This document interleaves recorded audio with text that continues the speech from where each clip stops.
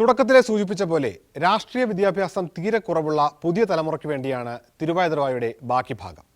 രാഷ്ട്രീയ രംഗത്ത് താൻ സൃഷ്ടിച്ച ഒരു താരത്തെപ്പറ്റി നടൻ മുകേഷ് ക്ലാസ് എടുക്കും. ബാക്കി ഞാൻ എടുക്കും. ഞാൻ ഇവിടെ ലോ അക്കാഡമിയിൽ പഠിച്ചുകൊണ്ടിരിക്കുന്ന സമയത്താണ്, ഫൈനൽ ഇയർ പഠിക്കുകയാണ്. അപ്പോൾ അവിടെ ഒരു പ്രസംഗ മത്സരം നടന്നു ലോ അക്കാഡമിയിൽ. അങ്ങനെ ഞങ്ങൾ ചെന്ന് കയറിയപ്പോൾ ഒരു മെല്ലിച്ച ഒരു പയ്യൻ, ചെറിയൊരു പയ്യൻ ഘോരമായി പ്രസംഗിക്കുന്നു.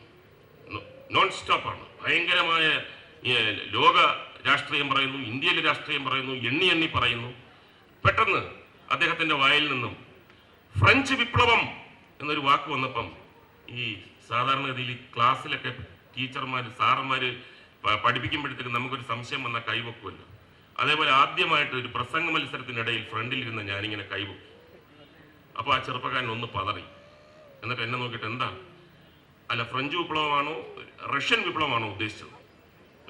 അപ്പോൾ ആ പ്രായത്തിൽ അങ്ങനെ വലിയ പക്വതയൊന്നുമില്ലാത്ത, അങ്ങനെ ഒരു മെച്യൂർ ആവാത്തൊരു പ്രായത്തിൽ പ്രാസംഗികനൊന്ന് പതറി. അത് ഫ്രഞ്ച് വിപ്ലവം, ഓക്കെ. വീണ്ടും പ്രസംഗം തുടങ്ങി. അങ്ങനെ 1852 എന്ന് പറഞ്ഞപ്പോൾ ഞാൻ വീണ്ടും കൈവെക്കും. അപ്പോൾ അദ്ദേഹം എന്നോട് ചോദിച്ചു എന്താ എന്ന് ചോദിച്ചു. 1852 1982 പ്രാസംഗികനാകെ കൂടെ കുഴഞ്ഞു. കാര്യം ജീവിതത്തിൽ ആദ്യമായിട്ടാണ് പ്രസംഗ മത്സരത്തിന് പോയി ഇങ്ങനെ ഒരാൾ ഫ്രണ്ടിൽ ഇരുന്ന് കൈപൊക്കി ചോദ്യം ചോദിക്കുന്നത്. അപ്പം പറഞ്ഞു 1852, ഓക്കെ, കണ്ടിന്യൂ. പിന്നെ പതറിപ്പോയി.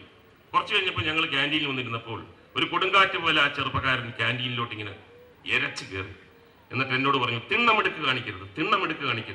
നിങ്ങളുടെ സ്ഥലത്താണെന്ന് വിചാരിച്ച് നിങ്ങൾ എന്തും വിചാരിക്കരുത്. എനിക്ക് അങ്ങനെയാണ് ഇങ്ങനെയാണ്. ഞാൻ പറഞ്ഞ അനിയ, എന്താ പ്രശ്നം? ഞാൻ എവിടെ പോയാലും പ്രസംഗ മത്സരത്തിൽ 1-ാം സമ്മാനമാണ് എനിക്ക്. എവിടെ പോയാലും ഇവിടെ എനിക്ക് സമ്മാനം കിട്ടുമെന്ന് സംശയമുണ്ട്. നിങ്ങൾ അനാവശ്യമായിട്ട് ഫ്രണ്ടിലിരുന്ന് കൈ പൊക്കിയിട്ട് ഓരോരോ ചോദ്യങ്ങൾ ചോദിച്ചുകൊണ്ട്. അപ്പോൾ വീണ്ടും പകുതി തമാശയും പകുതി സീരിയസ് ആയിട്ട് ആ പയ്യന്റെ തോളിൽ ഇങ്ങനെ കൈയിട്ടിട്ട് ഞാൻ പറഞ്ഞു, മോനെ, ഒരുപാട് പ്രസംഗ മത്സരത്തിൽ പോയി സമ്മാനം വാങ്ങിക്കാണും, എന്നാൽ ഇതൊരു പാഠമാണ്. നമ്മൾ പ്രസംഗിക്കുമ്പോൾ ഒരുപാട് കൂക്കുവിളികളും അട്ടഹാസങ്ങളും ബഹളങ്ങളും ഒക്കെ ഉണ്ടാകാം. പക്ഷേ അതിന്റെ മുകളിൽ പറയുന്നവനാണടാ സമ്മാനം. അത് നീ മനസ്സിലാക്കണം. അതെവിടെ എന്തെങ്കിലും നടന്നോട്ടെ, അതൊന്നും നമ്മൾ ശ്രദ്ധിക്കരുത്. അതിന്റെയൊക്കെ മുകളിൽ നമ്മുടെ ശബ്ദം നെഞ്ചത്ത് കൊള്ളണം. പകുതി തമാശക്കാണ് പറഞ്ഞത്. അപ്പൊ എന്റെ കൂടിരുന്ന ആൾക്കാരൊക്കെ ചിരിച്ചു. അപ്പം ഈ ചെറുപ്പക്കാരൻ എന്നെ ഇങ്ങനെ നോക്കി. ചെറുപ്പക്കാരൊന്നും പറയാനൊക്കെ ഒരു പയ്യൻ എന്നെ ഇങ്ങനെ നോക്കിയിട്ട് പോകുന്നു. കഥ എവിടെ തീരുന്നു? രണ്ടാമത്തെ ചെറിയൊരു വാലറ്റ. ഞാൻ സിനിമാ നടനായി. ഞാൻ മദ്രാസിലേക്ക് പോകാൻ വേണ്ടി തിരുവനന്തപുരം വിമാനത്താവളത്തിൽ നിൽക്കുന്നു. അപ്പോൾ ഒരു ബ്രീഫ് കേസ് ഒക്കെ തൂക്കിക്കൊണ്ട് ഒരു പയ്യൻ, ചെറുപ്പക്കാരൻ വന്നിട്ട് എന്നോട് പറഞ്ഞു, കുറച്ചുകൂടെ പുഷ്ടിപ്പെട്ടിട്ടുണ്ട്. എന്നോട് പറഞ്ഞു, എന്നെ ഓർമ്മയുണ്ടോ? ഞാൻ പറഞ്ഞു, എവിടെയോ കണ്ട് മറന്നുണ്ട്. ഇല്ല, നിങ്ങളുടെ കോളേജിൽ ഞാൻ വന്നപ്പോൾ ആ കൈ പൊക്കി എന്നെ തകർത്ത് കളഞ്ഞില്ലേ അന്ന് പ്രസംഗ മത്സരത്തിൽ? ഞാൻ പറഞ്ഞു, അതൊരു തമാശ, അത് ഞാനാണ്. ഞാൻ പറയാം, അത് പിന്നെ ഇയാളെ കണ്ടില്ല കേട്ടോ, സോറി, അത് അങ്ങനെയൊന്നും മനസ്സിൽ വെക്കരുത്. അല്ലല്ല, ഞാൻ അന്ന് എനിക്ക് വലിയൊരു പാഠമായിരുന്നു. ഇത്രയും ബഹളങ്ങൾക്കിടയിൽ അതിൻ്റെ മുകളിൽ പറയുന്നവനാണ് സമ്മാനം എന്നുള്ളത് എൻ്റെ മനസ്സിൽ അങ്ങ് തറച്ചു. അത് ഞാൻ ഒരു ഭയങ്കരമായ ഒരു പാഠമായിട്ട് ഞാൻ ജീവിതത്തിൽ പകർത്താൻ ശ്രമിക്കുന്നു. ശരി, പോട്ടെ, അനിയനിപ്പോൾ എന്ത് ചെയ്യുന്നു? ഞാൻ MP ആണ്.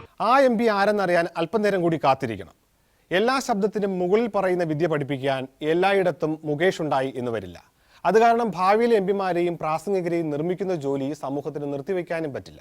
അതുകൊണ്ട് ആ ഉത്തരവാദിത്തം ഇപ്പോൾ മാധ്യമങ്ങൾ ഏറ്റെടുത്തിരിക്കുകയാണ്. എല്ലാ ശബ്ദത്തിനും മുകളിൽ പ്രസംഗിക്കാൻ പഠിപ്പിക്കുന്ന പരിശീലന കളരി അരുവിക്കരയിൽ ഇപ്പോൾ നടന്നുകൊണ്ടിരിക്കുന്നു. വീണ്ടും സോളാർ, വീണ്ടും സരിത. ഇത് ഒരുപാട് ഓടിയ നാടകമാണ്. തിയേറ്റർ വരെ പൊളിച്ചതാണ്. ഇനി ഇത് സാറൊന്നിരുന്നേ, സാറിങ്ങനെ ആക്കാതെ.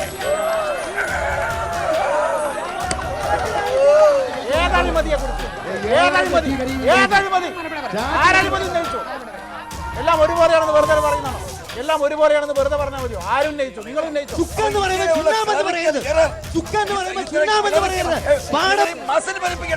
അങ്ങനെ എവിടെയാ കണ്ടിട്ടുള്ളത്? ഞങ്ങൾ ആരും കണ്ടിട്ടില്ല.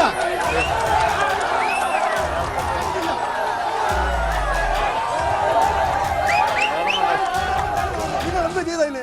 നിങ്ങൾ എന്ത് ചെയ്ത് പറ. നിങ്ങൾ എന്ത് ചെയ്ത് പറഞ്ഞ? നിങ്ങളൊന്നും ചെയ്തിട്ടില്ല. നിങ്ങൾക്കൊന്നും ചെയ്യാനും കഴിയില്ല. BJP ക്ക് അത് പണ്ട് ഒരെണ്ണം ജയിച്ചിട്ട് ഒരാടാ പോയി ജയിച്ചിട്ട് അപ്പൊ ഇനി ജയിലിൽ കിടക്കാൻ ബാക്കിയുള്ള